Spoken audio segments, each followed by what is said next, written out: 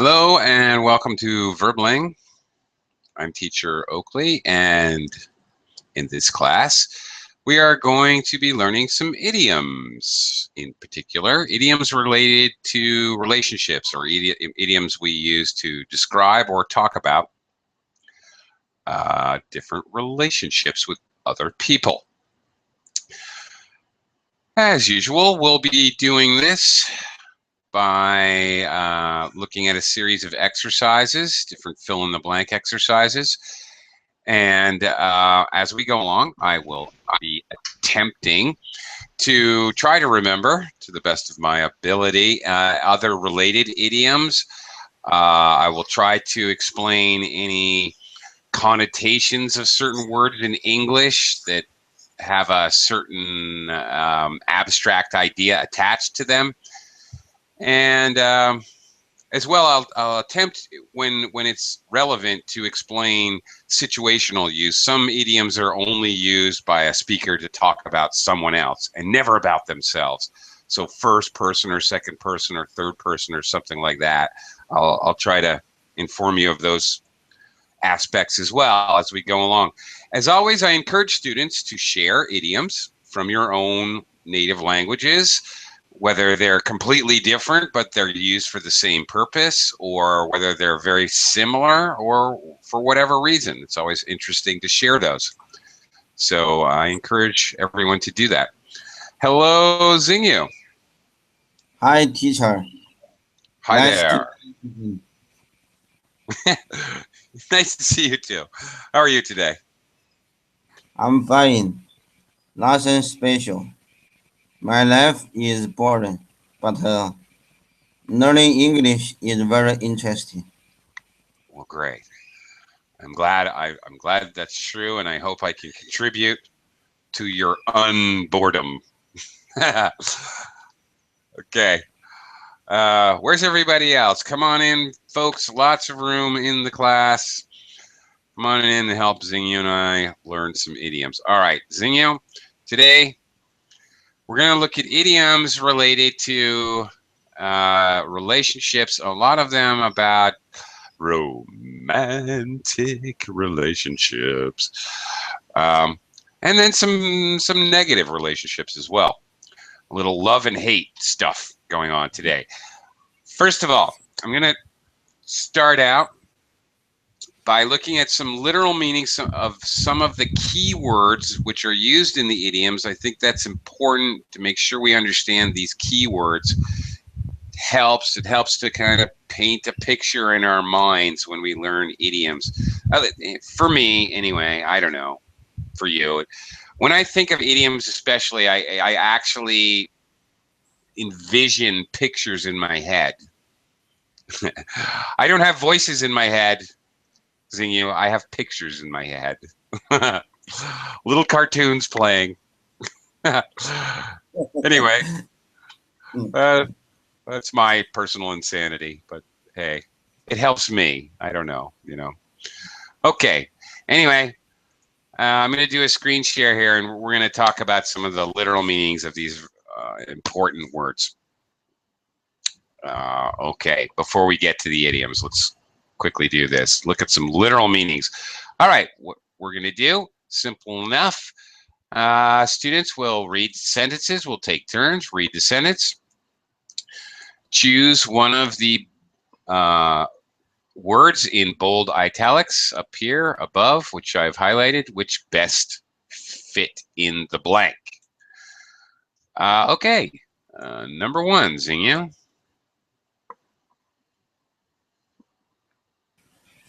Number one, when boats sail too close to the land,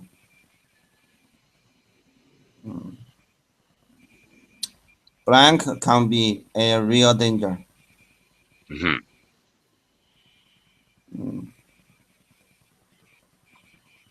Eh, I don't know the answer. You don't? I'm just guessing. Do you not do much sailing? Do you ever do any sailing? Mm, Sailing. Maybe I should stand. Stand? Stand can be a real danger? I don't think so. What I'd be looking out for if I was sailing, yeah, well, I'd be looking out for rocks. Rocks and boats, not a good combination. Decidedly not. Yeah, rocks. Okay, well, rocks are rocks. Stones, rocks. Oh, rocks. Oh, Sure. I know this. Right. Not rocks, the verb, which also goes with boats. If you jump back and forth, side to side in a small boat, you're rocking the boat, right? But, okay. Here we're looking for the noun. Like the gigantic ship Titanic. That wasn't a rock. That was an iceberg, not an iceberg. Yeah. Okay. Artyom has joined us. Hello, Artyom. Yeah, hello. Hi, how are you today? I'm great. How are you? Terrific. I'm good. I'm doing well today, actually. Okay, jump right in. We're looking at some literal meanings of the important keywords that are going to be coming up in our idioms. So, number 2, if you would. If you can't blah blah blah hot water, it means you cannot tolerate it. If you can't plunge, no. Plunge? No, that would plunge. Okay, plunge means to jump in suddenly, but you have to plunge in or plunge into something. So that won't work without the preposition. I know this. If you can stand. Yeah, there you go. That's right. Can't stand something means you hate it. You really don't like it. All right. So this is actually very important collocation and very useful. I can't stand those people. I can't stand it when people drive so slow. Things like that. Yeah. Okay. Zinho, how about number 3? Number 3. Everything inside you, your stomach, kidneys, liver, etc. are your guts. They are your guts. That's right. Pretty informal word, of course. Doctors don't use the word guts. Doctors use other words like viscera, or they actually describe the actual parts of you. But yeah, the informal word for all of that is guts. Very good. Artyom, how about number 4? Peter, can you type this word, viscera? Viscera. Yes, I can. Thank you. I can type it, but can I spell it? That's the question. Hang on. Let me do my best. Yes. You can spend the time to type. There we go. I've got it. I got it, and I spelled it correctly first time. Okay, Artyom, number 4. If you accidentally sit down on a packet of biscuits, you will you will not crush. Yeah. Plunge. Crush. Yeah, crush. Squish. Yeah. You will crush them. Okay. One thing, Artyom, very commonly mispronounced. Biscuits. We don't even pronounce the U. It just sounds like biscuits. Biscuits. First syllable stressed. Biscuits. Okay, and I have to add here that this material is British material. For just so you know, biscuits for British people, Americans call cookies. Biscuits for American people are something else. They're a form of hard bread. They are not even sweet. In fact, they're not sweet at all. Americans eat biscuits with like meat stew, beef stew, or chicken stew with biscuits, or biscuits and gravy, biscuits and sausage and gravy. So they're an almost tasteless kind of hard bread that you want to pour gravy or sauce on. So they have nothing to do with cookies. But for British, they're cookies. So I suppose if you sit on cookies, you crush them. You crush something like cookies that break all apart. Okay? It's crushed. You ever see those machines that crush your car? They break it all apart, smash it into a smaller thing. Yeah, right. Okay, we've had another student join us, and I would like to welcome Lorenzo. Hello, Lorenzo. Hi, teacher. Nice to meet you. Nice to meet you as well. Welcome to the class.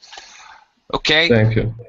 Lorenzo, we're looking at Yeah. some literal meanings that are going to be important as we continue in the class and look at some idioms. We've got a couple more to go here. So can you go ahead and read sentence number 5 and try to choose the correct word above that would fit in the blank, please? Okay.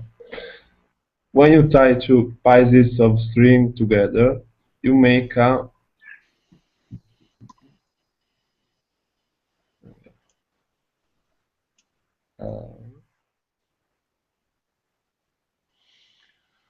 gut.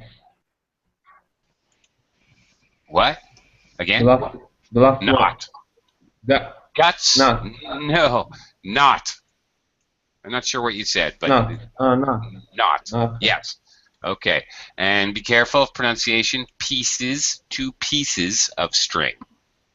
Long I. Pieces. Yeah, 2 pieces of string, you make a knot. Right? If you've ever, back to sailing, if you've ever done any sailing, you have to learn how to make several types of knots. Or it's a good idea for your own safety if you do. Right. Okay. All right. Knots can be good things, of course, if you're sailing, for example, to tie the sails and tie the ship to the dock and all that kind of wonderful stuff. Or if you get a knot in your shoelaces, that's not such a good thing. That's a that's a pain in the neck, is what that is. Zing, can you read number 6, please?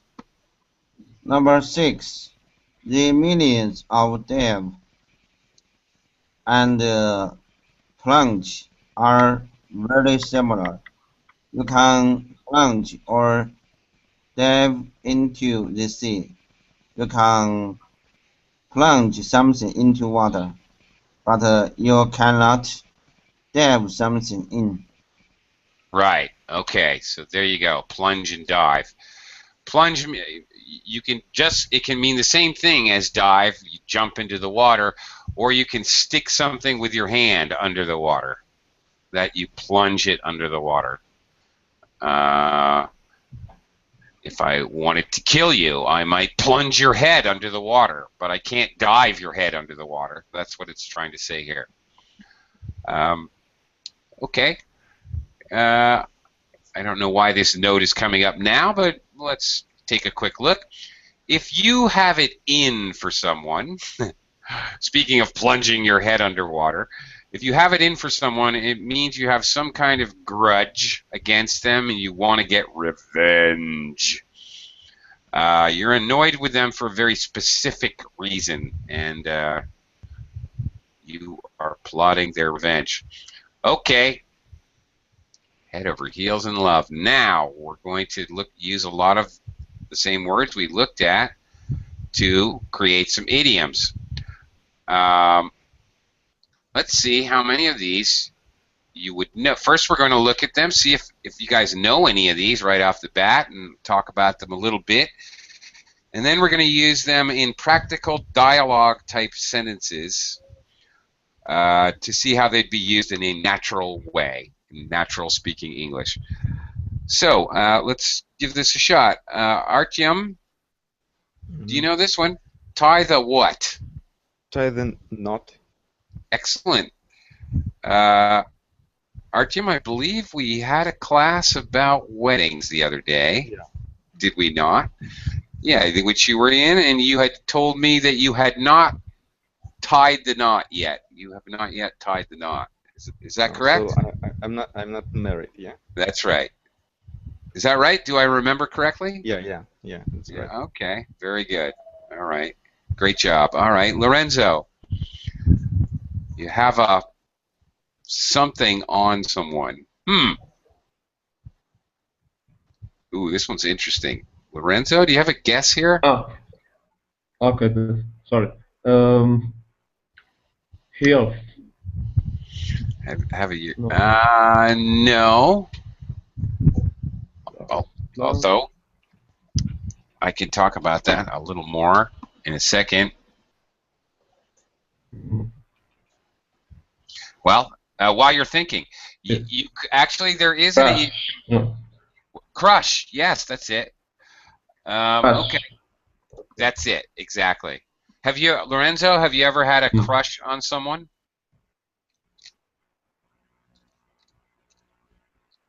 If I put another in another sentence, no.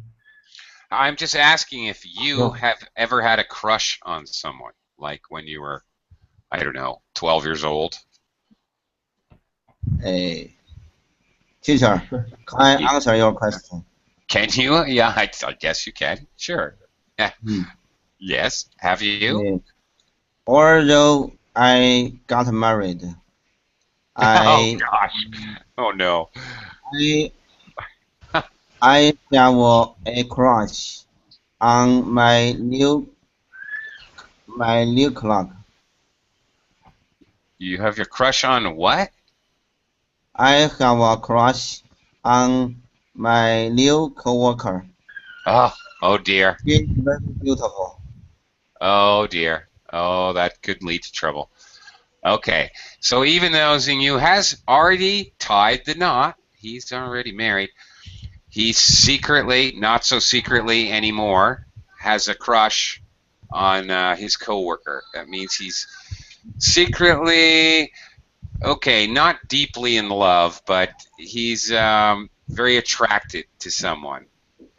Usually we have a crush on someone like 12-year-old girls all have a crush on Justin Bieber. It's not really realistic, okay? It's not, they're a little bit infatuated. They think about a little too much. Justin Bieber, like that. 12-year-old. Teacher, When I was 12, I had a crush on Liz Soper. If you're out there, Liz, I had an amazing, complete, and total crush on you. Yes, Xingyu? teacher, I have a question for you. Yes. Hello, you have been teaching a lot of students. Yes. Do you have a student who have a crush on you? I don't think so, unfortunately.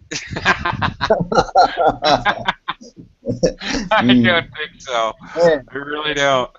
But then again, I've always been an idiot when it comes to these things. I'm a moron. I never see the signals. I never know about it. I find out years later. Don't you know that she had a crush on you? After I graduated high school, and I almost never had a date. I had like 4 dates all my high school life. I found out that there's like 2 or 3 girls who had a crush on me all through high school, and I never knew. Very so I'm an idiot. In other words, I have to tell you guys. Okay, I have to share something else now. First of all, hello, Anton. Welcome to the class. Welcome. Hello again. It's nice Hello to be again. back. Yeah, great to have you back. Okay, now Lorenzo, his first guess was have your heels on someone. Now I have to tell you, we have a sort of related. If you have your heels on someone's neck, what do you think that means? Meaning. Yeah. Do you have any idea? If I have my heel on someone's neck. If I have a heel. Yeah. Your heel is the bottom of your foot. Okay. So idiomatically, abstractly, So physically, if you can imagine it, they're completely under my control, and basically, abstractly, same idea. If my boss has his heel on my neck, it means that he has me in a position where there's nothing I can do. I can't quit. I have to do every one of his stupid orders. There's nothing I can do.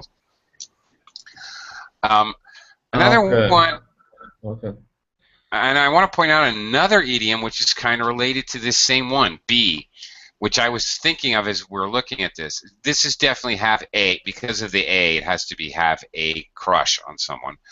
But if you have something, instead of a, if you have something on someone. Does anybody know what that means? You have something on someone. Anybody? Open question for the class. Any student? Anybody have an idea? I have something on him. My boss has had his... Go ahead. For example, Some have a information. idea, no? Have idea on someone. Well, almost, kind of. Lorenzo, do you have an idea? No, in No my idea? opinion, Okay. is have idea, have something, no? Okay, all right. No. Like this, I'll use an example. My boss has had his heel on my neck for the last 6 months. However, I caught him secretly out on a date with another woman who wasn't his wife, and now I have something on him. Aha. I have something to bribe him with, or something to... Now I can get him off my back. There's another expression. I can get him off my back. I have something on him. I have something to hold over him. I can also say it that way. I have something that would get him in a lot of trouble if I wanted to. So you have something on someone, you have some leverage, you have some secret.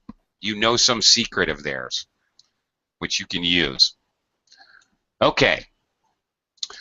All right, let's take a look at the next one here. Let's see. Anton, go ahead. Do you have any idea what fits with C? Take the plunge. Excellent. Very good. Take the plunge. Okay, Anton. Do you know what take the plunge means? Do you think of an example? Sort of try. Yeah. To try. Yeah. That's basically to try to do something. It's often used for marriage. So you and Sally have been dating for 3 years. Are you ready to take the plunge? I could say that, and any English speaker would know exactly what I meant. Plunge into marriage is what they mean. Right. Okay. I want to start investing in the stock market. I think I've done enough research, and I'm ready to take the plunge, as Anton says, to try it out. Okay. Back to you, Zingyu. How about D? D. Fall in love. Of course, fall in love. We all know that one. Needs no further explanation, I think. That's pretty basic and basic one we all know. Okay. Artyom. Mm-hmm. E. I think it's on the heels. Ooh, well, it could be. Okay, that's also an idiom. You're not wrong. If you're on someone's heels, but it wouldn't be on the heels, it would be on someone's heels. It means you're right behind them, physically. Well, maybe not physically. He's working his way up the corporate ladder. He's getting promoted, but Bob is right on his heels. He's right behind him. So that would be on somebody's heels. Nope. I think on the rocks. On the rocks, the only other word that's left. On the rocks. This is a very common idiom, very useful. God. Yeah, we're all men here, right? Okay, well, all right. This is used to talk about romantic relationships that are not going so well. So if Bob and Sue are on the rocks, that means their relationship is having some serious problems. Maybe almost over.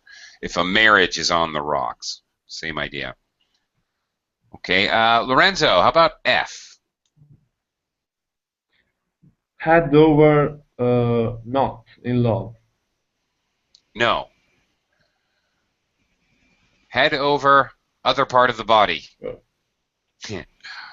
Head is the top of your body. Heels. Heels. That's right. Your heels are the back of your foot. So head over heels in love. Of course, heels are also the shoes that women wear. They're very tall shoes, but okay. When I Head fall over in heels. love. Okay. Yeah, head over heels, totally in love, completely in love, entirely in love. Head And over I like heels in it love. so much. Okay. Yes, so much. No. Okay, and English speakers commonly don't even bother with saying in love. We sometimes use the idiom, oh my, he's so head over heels, it's ridiculous. We might not even include the phrase in love because we only use this to talk about, we don't say head over heels depressed, for example. We don't do that. We're only talking about love. So it's not even really necessary to have this last part. Okay, now let's see how this might fit in with a conversation. This next exercise, one person may say the first thing and another person may reply. So, for example, Anton, if I said to you, now you're going to use these idioms in the blanks. Anton, if I said to you, I've never seen Camila so relaxed and happy. What's happening to her? You might She fell in reply. love. Okay, maybe, but you might go ahead and read this reply. Did you know she's met Mr. Right? She has crash on him. No, yes. Okay. Grammatically, she is. This is probably she is.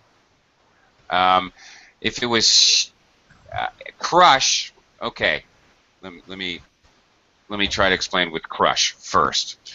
She crush is usually used as a noun, almost always. You have a crush on someone. She has a crush Well, on as I a say, French chef. Yeah. However, in fact, it used to always be used that way when I was younger, but now I hear people using it as a verb. She's crushing on. She's not, but it can't be crushing with. But you can crush on someone as like a phrasal verb. Crush on. It can be used that way, but we can't use that because we have with here, so it doesn't fit grammatically. So this is she is something with this French chef. So what? Do you have another guess, Anton?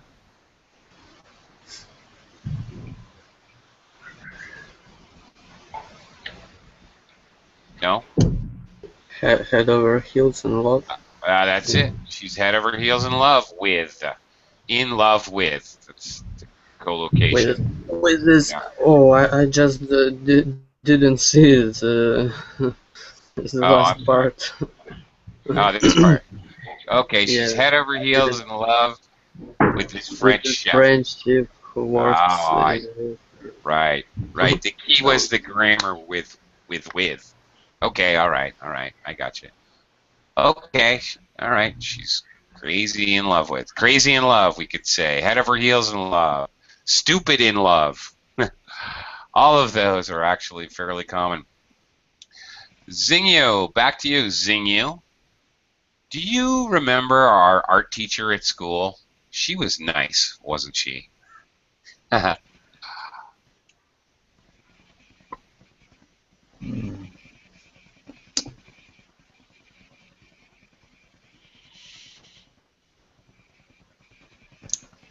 Oh, yes, Mr. Eastwood. I'll never forget him. I I I had a crush on him Hmm. until the day I saw him with his 6 children and dreadful wife. Yeah, I had a crush on him. Okay, until she saw him with his 6 children and a dreadful wife. Right.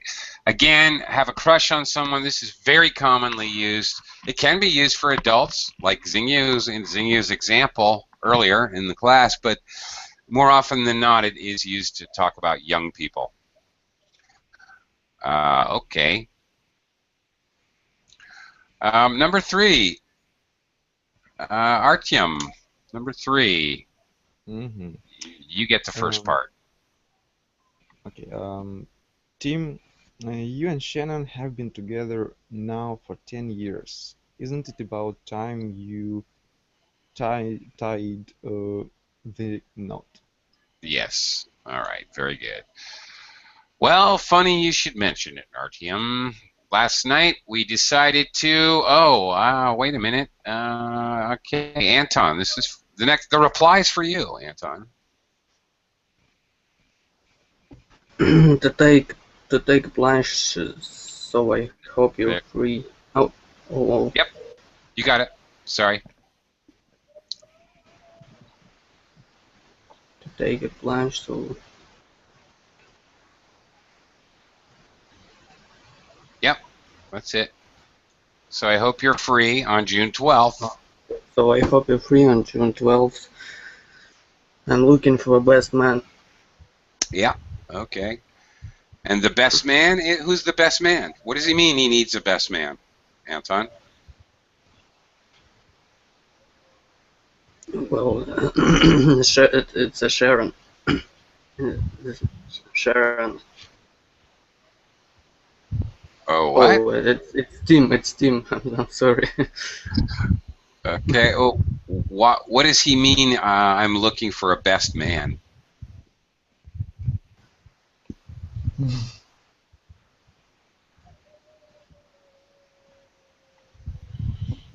Well, okay.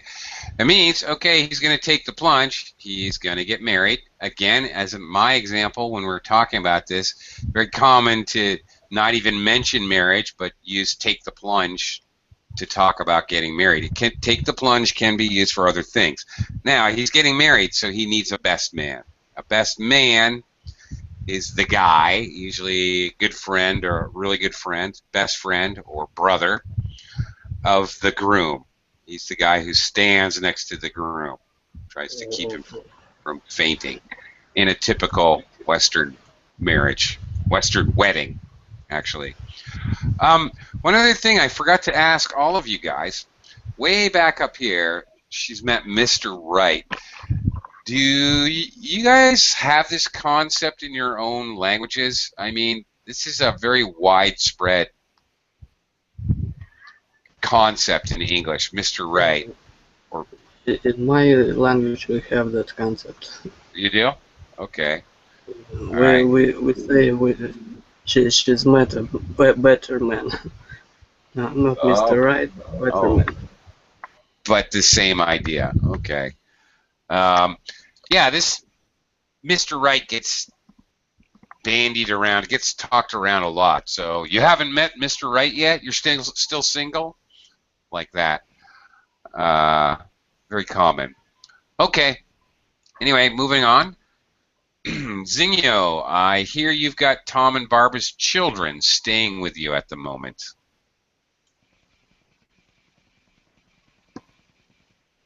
Mm,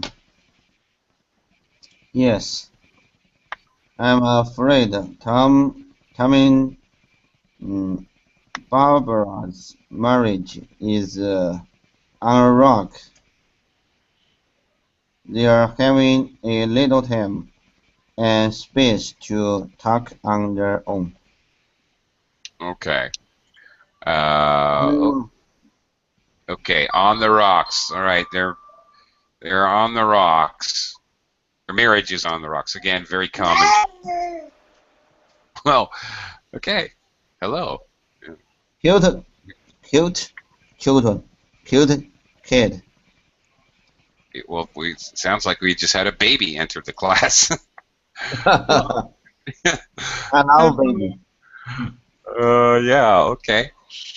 I don't know. Anyway, hello, Kiram. Oh, okay, goodbye, Kiram. Come on back. Don't be shy. It's my twisted sense of humor. All right. He did. He came back. Good for you. Kiram, are you there? I'm probably mispronouncing your name. Is it Kiram or Kiram or Kuram? Kuram? I don't know. Can you say hello? Well, Hello, how are you doing? Very good. I'm doing very well, thank you. Am I pronouncing your name correctly? Is it Kuram? Yeah, Khurram. Kuram. Okay, that's a miracle. Great. Where are you from, Kuram?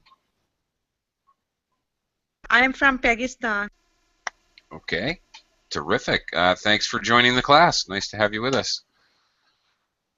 Thank you. Okay. I'm going to come back around to you and get you participating in the class in a little bit. We were kind of in the middle of something. I wanted to ask Zingyu. Zingyu, do you know what it's called when a married couple, when they need a little time and space, so maybe they live separately for a little while. They're not divorced, they're still married, but maybe they're not living together. Do you know what that's called?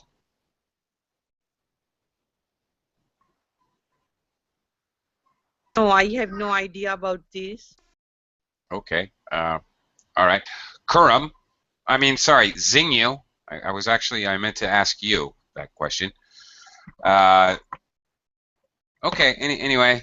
All right, they're separated. All right. So probably Tom and Barbara are separated, and that's why this other person is watching their children. All right, again, because their marriage is on the rocks. All right, let's proceed. Last one in this section, Artyom, number 5. If you can fall in love, can you fall out of love? Can you? What do you think, Artyom? I think yes. I think With time. I think I agree.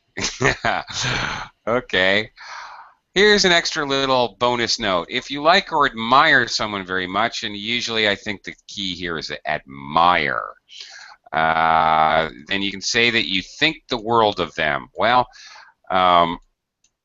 okay, that's true. There's another idiom. You think the world of someone. You're very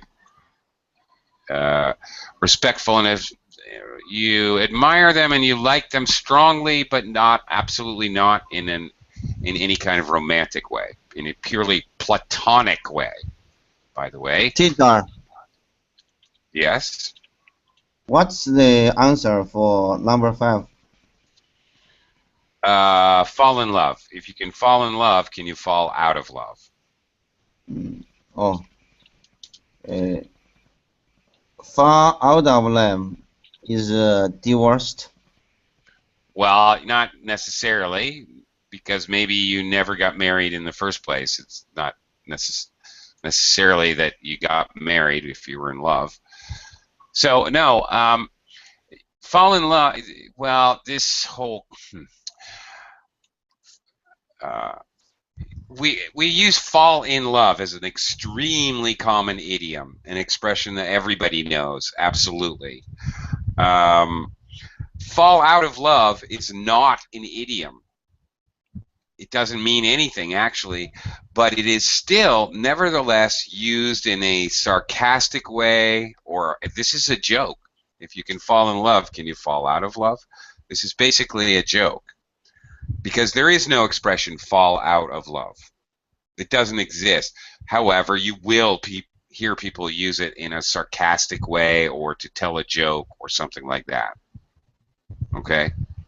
That doesn't really mean anything because it doesn't really exist. Okay. Now, most of those expressions were all lovey-dovey. Okay. In this next section, we're gonna look at relationships gone wrong, gone or going wrong. So what we're gonna do is match. What you guys are gonna do is match the two parts of each conversation. Okay. So. What, again, this is very similar to the last one, like a dialogue. So, for example, Anton, if I said, are Luke and Luis still together? What might you reply? I would reply E. It's quite simple. They hate each other's guts. They wouldn't even share a taxi. Oh, ouch. Okay. Well, that is a possible response. It is logical. However, yeah, B. No, I'm afraid not. They've gone their separate ways. Yeah. Why did you change your mind? Because it's the direct response. Yes, it's a direct yes or no question. You are correct, and your logic is sound. I agree with you. Yes, they've gone their separate ways, or they separated, like what I was just talking about. Exactly. Very good. Okay. All right. Karam. Karam? If I was to say, has Brian asked you to stay behind late again, Tony or Karam? What might you answer? Which one of A, B, C, D? And obviously not B anymore. We've already chosen that one. A, C, D, E. Which one might you reply?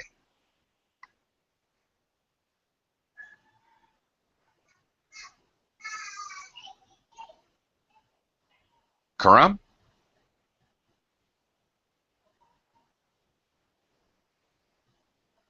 Karam, are you there? Hello? I guess not. Okay, Zingyo, over to you. If I said, has Brian asked you to stay behind late again? Zingyo, what might you reply? What's the meaning stay behind? Stay behind late again. No doubt he has been asked by his boss to stay late at work, extra hours at work.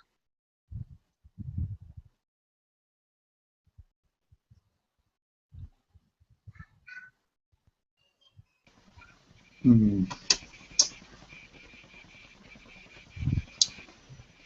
Uh, uh, yes, see, it's always me. Hmm. Yeah. The net, I think he's got it in for me. Right, he's got it in for you. All right, somebody who's got it in for you.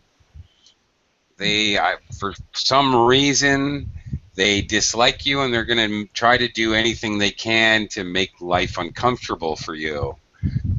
All right, okay, they got it in for. He's got it in for me. He's trying to wreck my life. All right. Usually now a speaker won't use this idiom. He's got it in for me. Well, okay, you can use it. In this case, I think he's got it in for him. He's not even sure. So this is very common in this use. You can use it though, if you know why. Ever since I ran into his car with my car, he's got it in for me. Okay, so it's also possible. Okay, Artyom, number 3. David's told me that he won't come skiing with us if Frank's going to be there. Have you any idea why? It's quite simple. They hate each other's nuts. They wouldn't even share a taxi. Yeah, they hate each other's guts, not nuts. Got Well, that would be funny. They hate each other's nuts. Okay. They hate each other's guts. This is a really common phrase, okay? I hate your guts. Now, okay.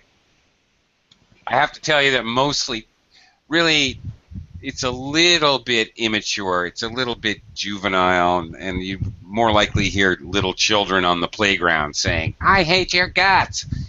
I hate his guts. He stole my ball. Okay, but it's possible. You will hear adults using it as well. All right. Anton, what's your honest opinion of our new head of marketing?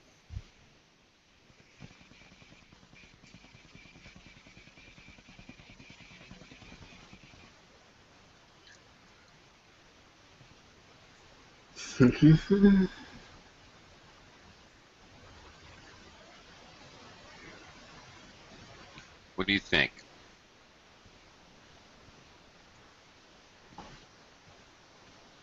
I think it's C. Yes, it's always me, isn't it? I don't think so. What's your opinion of or opinion about Oh, someone? This is a position. it's A. It's A. No. What's your Oh, opinion of our new head of marketing? Head of marketing is a position. This is referring to one individual person. So one individual. What's your opinion of someone?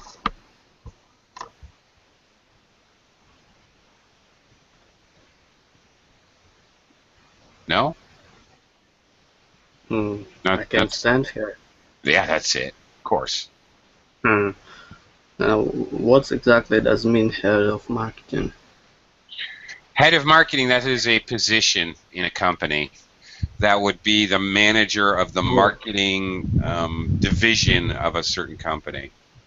They would be the head of marketing, head of operations. Sometimes it's head, sometimes chairman, sometimes manager, sometimes director. Different companies will name that position differently. I just tried to consider that sentence and point of family relationship. No, this is definitely business. Now, on the other hand, I can't stand is you can use for anything, anybody, any time. I can't stand 6 in the morning. I can't stand the planet Venus. I can't stand chocolate ice cream. I can't stand President Obama. Doesn't matter who or what. This is an extremely widely used idiomatic expression. It's kind of funny. I thought that head of marketing it's a person who in charge of to do some purchases and inside of family. Oh, like at the market. Oh, I get it. That is funny. Okay. No, we're talking about marketing and advertising here. Yeah. Okay. And here's how you can tell, all right, that this is a title, by the way. Here's your clue that you missed. Capital H, capital M, all right? So if you're giving a title, any title, all titles, sir, madam, doctor, whatever it is, if you're talking about a title, it should be capitalized. So that was the clue. And also, when you're talking about divisions in a company as well, that's part of a title, so it doesn't matter. So if it was your case, this definitely would have been lowercase letters. It's possible. Okay. My wife is the head of marketing in my family. I could say that. That would be logical. But I would definitely not be capital letters. Okay. Anyway. Last one here, Zinga. Why don't the 3 political parties involved get together and cooperate? I will. As far as I can gather, there's no love lost between them. They fell out over something last year and haven't spoken since. Okay. lots of kind of idiomatic and abstract language in this sentence. Zingyo, what does this mean as far as I can gather? What is he saying?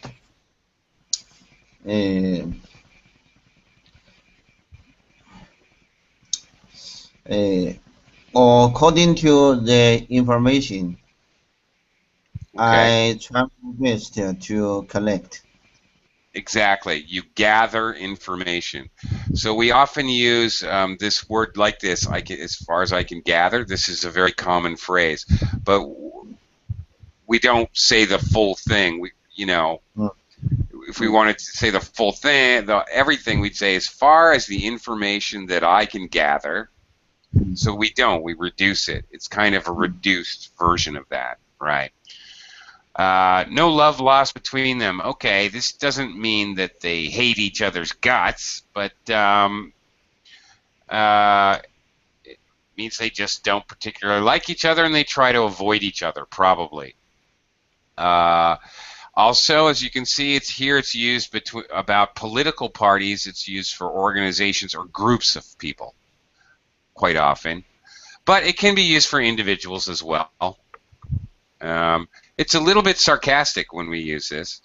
What's the deal with Bob and Judy? Well, there's no love lost between them, I'll tell you. They're not exactly in love. It's a little bit sarcastic in tone, all right?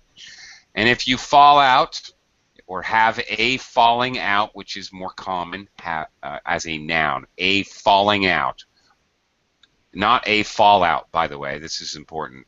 You have a falling out. You have an argument about something. Pretty simple. You have a fight about something. So I can use it here. You see it as a verb, okay? But it can also be used as a noun, a falling out. Okay. Okay, here's another note of interest. If you have a disagreement with someone or you fall out with them, and then you make up. All right, there's another phrasal verb. Definitely idiomatic meaning. You make up, you get back together. Kiss and make up, another common expression. If you kiss and make up, then you reconcile, and you get back together. This is also very common. You kiss and make up, of course, obviously used for romantic relationships, but it can be used. Oh, Bob and the manager finally kissed and made up, and now everything's fine. We can use it for other situations where people have had a falling out. Make up, you can also patch up your differences, patch things up. The key is patch up. We say it in a few different words. That means just like make up. You make up or patch up your differences, patch things up. And last one here, if it was a very serious disagreement and you managed to patch things up, another idiom is you bury the hatchet. Yes, this is not disagreeing about who broke the glass on the kitchen floor. This is like a very serious disagreement. Let's bury the hatchet. Okay, something that probably takes time. A hatchet actually physically is a small axe, by the way. Okay, it's actually an interesting idiom. You bury the hatchet like a small war axe. Okay. Tug of love as couples go their separate ways. Newspaper headline about who gets the children when a couple split up. Okay. Okay, well, there's a verb, tug, which can be used idiomatically. Tug on your heartstrings. If you watch a movie that tugs on your heartstrings, it makes you think about love and feel kind of sad. All right. So sometimes this verb is used with things that do with love and the heart and so forth. Okay, tugs on your heartstrings. Okie doke. Well, We only got a minute or two here. Let's see if we can, how many of these we can zip through before the end of class. A little review. Okay. Artyom, what do you think? Complete the following with one word. See if you can remember the word. We've decided to go our separate ways. Ways. That's it. Very good. Excellent. Anton, number 2. I think I've fallen in love. Good for you, Anton. Excellent. Zinyo, number 3.